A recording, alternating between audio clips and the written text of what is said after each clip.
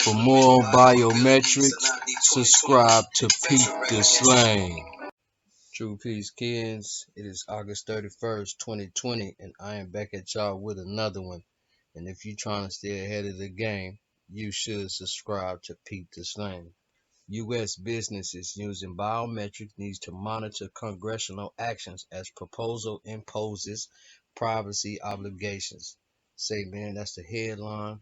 Pete the Slang. Despite the unlikelihood that the National Biometric Information Privacy Act recently tabled by U.S. Senators Merkley and Sanders will pass, the breadth of legal exposure will clearly continue to trend upwards, according to an editorial by a pair of experts from Blank Rome LLP from Law 360.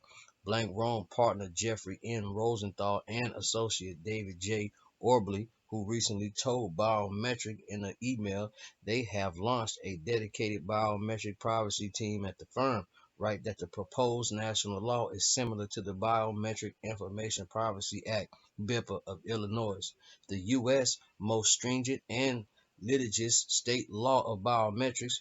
The notice and consent requirements, as well as the right of privacy action and mandated security measures for biometric data, are major points of agreement between the acts.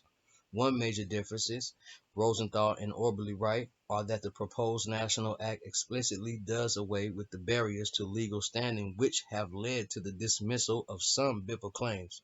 Technical violations of the rules are specifically identified as sufficient to establish standing. Another is that the federal bill includes a right to know clause, like the California Consumer Privacy Act, CCPA, while Washington and Texas also have statutes that specifically deal with biometric privacy. It is Illinois law that has generated almost litigation in the area through the private right of action.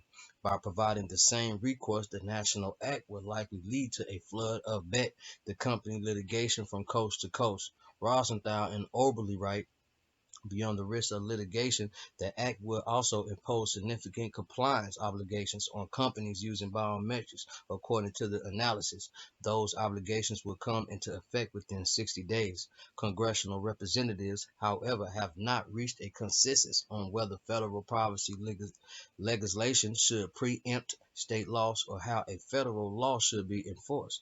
Pressure to act will remain in place, though, so while the act will not likely be enacted this year, the attorney suggested that businesses using biometric data now need to stay abreast of congressional developments on this front, particularly following the upcoming elections.